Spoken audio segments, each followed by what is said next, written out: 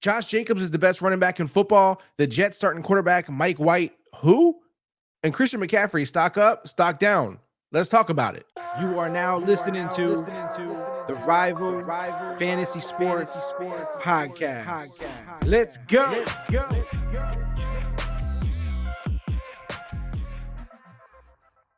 Before we look at week 13 and we talk about waivers and stock up, stock down, what's the important narratives, what we learned, we always want to pay respect to the guys who balled out in week 12. This week, Josh Allen at quarterback, 253 passing yards, 2 passing touchdowns, 78 rushing yards, and 1 rushing touchdown for a total of 29.92 fantasy points. If you had Josh Allen in your lineup, you balled out. You probably won, or you didn't, depending on the rest of your lineup. But Josh Allen balled out, best quarterback in fantasy football in week 12. Shout out to you, Josh Allen. At running back, Josh Jacobs, who has now become crowned the best running back in football. He has the most rushing yards in the entire NFL, 229 rushing yards against the Seahawks, 74 reception yards, 2 touchdowns, 48.3 fantasy points. That was one that you did not want to run into as your opponent. If your opponent had Josh Jacobs, you probably had a bad day, unless you had a couple of other guys on this list to help balance that out, because Josh Jacobs went crazy. At wide receiver, of course, Justin Jefferson. He had 9 receptions, 139 yards, 1 touchdown for a total of 29.34 fantasy points. These are all PPR. Whoa, PPR scoring. Justin Jefferson went crazy. This is a name that is familiar to this list as well, so that's nothing new. If you have Justin Jefferson, you just had yourself a day. And at tight end, Dalton Schultz, 4 receptions, only 4 receptions, 31 yards, but 2 touchdowns. It put him at the top of the list for tight end with 19.1 fantasy points. This just goes to show you the whole tight end position is crazy. A guy had 4 receptions and 31 yards. You're thinking, dang, how did that guy have the best week? Well, you throw 2 touchdowns on. Touchdowns are the biggest things for tight ends. You can get a guy who has just 4 receptions, 31 yards, and a touchdown, and you feel good at the end of the day for tight ends. So this is why Dalton Schultz had a great game and was our top rival of the week at tight end. If you had these players on your teams, congratulations. I hope you got a W. If you went against them, I'm sorry. I hope you were able to overcome it. It's possible. It definitely, one good player, one good game isn't enough to either get you the W or give you the L. So hopefully you either overcame it or you balled out with them. But these are our rivals of the week. Let's move on. Let's talk about 3 things we learned in week 12. Now, I like to cover this because we learn stuff every week. So the past week, while you're thinking, Neal, we're talking about week 13. Yeah, I know that. But to talk about week 13, we have to talk about what we learned in week 12, because there are things that we carry over. Not everything in fantasy football is just for the season, right? Like, things change week to week. There's injuries, there's buys, there's players who start to ball out, there's players who start to decline. There's all these things, all these variables, these narratives, coaching changes, roster changes, lineup changes, teams starting to kind of tank and look forward to the future. So players start to get benched and whatnot. So what we learned in week 12, let's start with the Jets quarterback, Mike White. He's the truth, folks. He's the truth. 315 passing yards, 3 touchdowns. The Jets offense was rolling. This is the big difference maker. You may be thinking like, Neal, it's one game. Maybe the defense he played was soft. Whatever, however you want to look at it, that's fine. But you have not seen the Jets offense look like that all year long, right? When like Zach Wilson isn't at quarterback, it doesn't look like that. It doesn't feel like that. If you watch the game, right, you don't just look at the numbers, the stats, whatever. Watch the game, and it felt different. It felt just way more smooth, way more. It had such a flow to it. And this is a good way to, if you're into the stats, a way to kind of quantify it for me. Wilson has caught 4 touchdowns this season. 2 of them came in this game. All 4, none of them were thrown by Zach Wilson. That's significant. That's significant to me. I don't think that's a fluke. I don't think that's a coincidence. So all 4 of Wilson's touchdowns were thrown by a quarterback not named Zach Wilson. That matters. Elijah Moore came back to life. These are all the things I'm talking about. Like, sure, again, you can blame the opponent. Sure, you could say it was just 1 week. I don't think it's a coincidence that Garrett Wilson finally scores touchdowns again when Zach Wilson is not the quarterback. I don't think it's a coincidence that Elijah Moore finally comes back to life and is relevant without Zach Wilson at quarterback. These are the kind of things that are hard for me to ignore. You guys know I love narratives, and so I'm going with this. Mike White is the truth. He's going to do good things the rest of the season. He has another good game coming up this week potentially, and so I like this. I don't think this is a fluke. I'm not saying run and add Mike White in leagues. You don't have to. It really depends on your situation. We'll talk more about that on the waiver episode. But right now, this situation is good for the entire Jets offense. The next thing we learned, Zay Jones earned himself a whole lot of respect down in Jacksonville. Whole lot of respect, whole lot of trust. 14 targets. 14 targets. 11 of those were receptions. He caught 11 of those balls. 145 receiving yards. No touchdowns. So that kind of made his stats look a little less. If you would have added a touchdown to that, it would have went crazy. But also, he had a 2-point conversion. So there was a lot of good play from Zay Jones in this game. This is a significant thing because Trevor Lawrence is getting better and better. He's starting to look really good out there. And so in this case where Trevor Lawrence is looking better, Zay Jones is becoming this trusted option. You don't get the ball thrown to you 14 times. That doesn't happen unless the quarterback trusts you and is relying on you. This offense is throwing the ball a good amount. So in a situation like this, they got ETN, he's a little hurt. They need more playmakers. They need guys to step up. They're going to possibly have to throw the ball more. In this case, Zay Jones is in a great situation for you. So he's earned a lot of respect over there, a lot of trust, which is the key thing here. If you remember when he was with the Raiders last season, they liked him. Derek Carr liked him a lot. And they also trusted him there. It was one of those things where at first you thought he was just going to be a guy, but he started getting a lot of targets there too. So Zay Jones is really finding his way in the league, and teams are starting to really target him more and make it pay for, make it pay off for you. So Zay Jones has earned a lot of respect in Jacksonville, it appears, and he should earn a lot of respect in fantasy. Now, another one, Samaje Perine, Michael Hasty, Rachaad White, all of these guys prove that they can fill in when the starter gets injured, or maybe even better, right? Like a guy like Rachaad White, I believe he deserves to start. Like it appears that way to me. I think he's a little more versatile. He's a younger, fresher back. So I like him better as a starter than Fournette. Like, why not have Fournette? Why not have them swap roles? You know what I mean? And that may be the case. We'll see how, the Bucs play it going forward. But overall, Perine does great when Mixon's out. Hasty was making plays out there when ETN went down. Hasty is probably my least favorite of the group, but I do like him. I mean, ETN's only out for one more week, probably at the most, but he can do well in the passing game. He gets involved. He tends to make things happen when he's out there. So these guys all proved, hey, listen, we may be the backup running back, quote unquote, backup running back, but that's okay. We can still be productive. We can still score a lot of points for you. We can still win you games in fantasy. So these guys all prove they can do that. The last thing I want to talk about that we learned in week 12 is the injuries, man. Darnell Mooney out rest of season. Travis Etienne, like I said, he'll miss at least a week. Allen Robinson out for the season. Michael Carter was injured. We're not sure exactly how long that'll be. Elijah Mitchell as well for the 49ers. So a lot of injuries happening. This is that part of the season where these things that players are playing with, the bumps, the bruises, the injuries, it starts to pile up, and some things become season long type things. Some things will knock you out a couple of weeks, but it's critical right now because this is going to be coming into the fantasy playoffs at some point here in the near future. So you don't want to start losing a bunch of guys. And this is why it's important for you to watch the waiver wire episodes so you know what players to add, whether it's just for that week or whether it's looking out a little ahead, what we're projecting in terms of, how a guy's going to play. You don't want to miss those waiver episodes. You don't want to, miss a stock up, stock down. These kind of things are important for you to fill these holes to make sense. Like, so if you lost a Darnell Mooney, you should be okay if you've been watching the waiver episodes, or if you lost an ETN for a week, it will help you fill that spot. It just depends on, the situation, but that is it. Those are my 3 major headlines that we learned in week 12, plus the injuries. Week 13, top 5 stock changes, stock up, stock down. I'm hitting you with 5 players who I think we need to discuss whether their stock and stock up and stock down was, dramatic, more of a big swing. So we need to talk about it, or maybe there's something we don't really need to concern ourselves with so much, but it's being talked about a lot. The first one we're going to talk about is Christian McCaffrey. For me, it's stock down with an asterisk, though. I say an asterisk because he's still a first round running back. He's just middle to back end of the first instead of a early first top 3 pick kind of guy.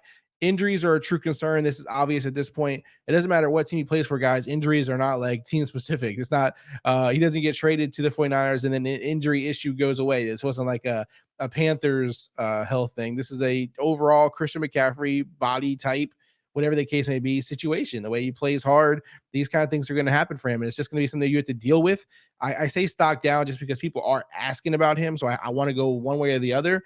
Obviously, I'm not going stock up. I'm not going to stay in the middle. I think there is a little drop here just because the injuries are still happening, but also because in this offense, I just feel like he's going to have huge games. This is an offense that scores more touchdowns than the Panthers. But my thing is, there's a lot of other options here as well. So there could be games where Debo's going off or Brandon's going off or other players, George Kittle. And I'm not the kind of guy to go, hey, there's too many good players in this offense. So there's no way, Christian McCaffrey's going to do good or that he's going to take more of a back seat. I just think there may be games where instead of wearing the Panthers, he was the Panthers. He was the entire offense. So you felt like as long as he was healthy, he was always going to flourish there. With the 49ers, there's going to be games where he may not do a whole lot. Maybe, I mean, not when I say a whole lot, he may not go crazy. He may not go off. He may get you 100 yards, but no touchdown, or he may get a touchdown, but 60 yards, 50 yards. So there's going to be stuff like that happens, and it's simply because this team has super amount of playmakers. It's just obvious. They're all these guys, are not going to get denied, work and production and touchdowns just because Christian McCaffrey came there.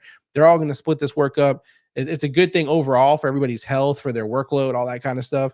But if we say stock down, it's literally just going from the top 3 picks of the first round draft of the draft to now you're in the middle of the draft. So nothing major to concern yourself with. If you want to trade him, I'm totally open to it.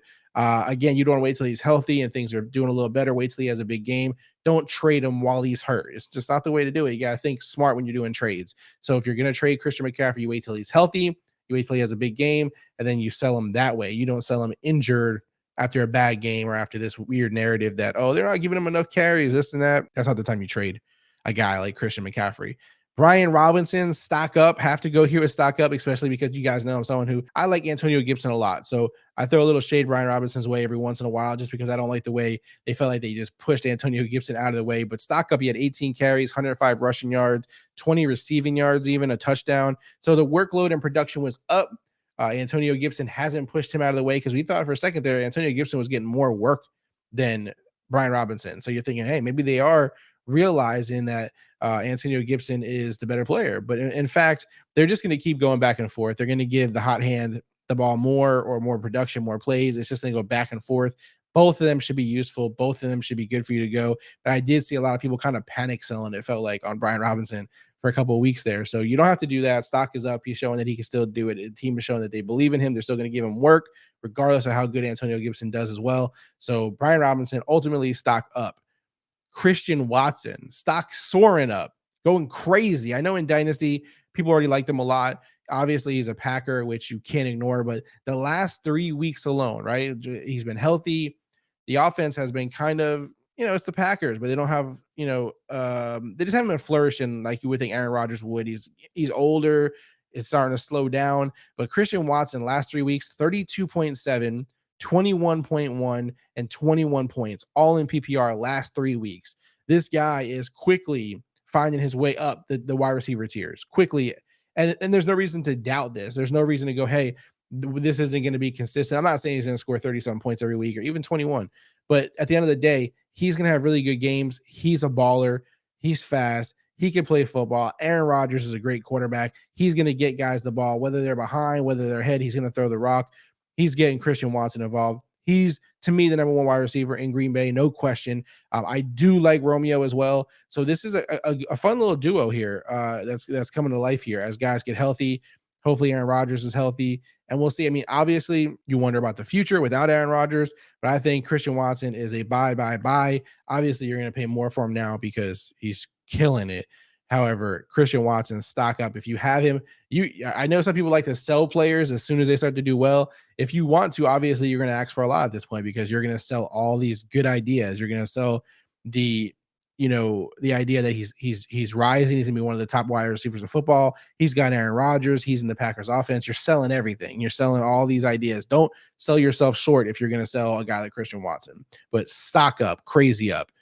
Next guy, Deontay Johnson. I got to go stock down. This is a bummer for me. This is sad because he's super skilled. I'm a big fan. I'm always a supporter of Deontay Johnson. This is just a factor that the Steelers offense just can't feed these guys. It is what it is, right? Like the rookie quarterback is not Ben Roethlisberger, who we come to, just expect. The play we expected out of a quarterback in Pittsburgh has been Ben Roethlisberger for the last however many years he played in the league. And so now that there's a new quarterback there, he happens to be a rookie quarterback. He's not crushing it. He's not he's not passing the ball like crazy and making all these great plays. So will that come at some point? Hopefully. But right now, Deontay Johnson, Pickens, all these guys are suffering from this offense. It's not conducive right now to good wide receiver play. So it has to be stocked down. In this case, if you're asking Neal, what do you do if you had Deontay Johnson? I would just keep him. I would hold. There's no reason to sell. Nothing's happening. You're not getting anything for him at this point because people are concerned with the production. You're better off just holding, putting someone else in his spot to start each week if you want. If you have a player who's more hot, like say you have Christian Watson, you start Christian Watson over Johnson for sure. But even if you have a player who has popped the last couple of weeks, even if you have a Zay Jones, I have no problem with you starting Zay Jones over Deontay Johnson. That's what I would do in my lineup at the current moment. I'm riding the hot hand. Zay Jones' offense is flourishing. Deontay Johnson's is not. So stock down on Deontay Johnson would hopefully going into next season, we have a little more of a rise. So he may be a guy that you buy low. There's definitely a reason to do that, and it would be a good move, honestly. So I would buy low on Deontay Johnson if you can, even though I'm saying stock down. It's just stock down for the moment. This is the week 13 stock changes, not career stock changes. And the last guy I have here on the list, Trevor Lawrence. We've talked about him a little bit already, but it's stock up.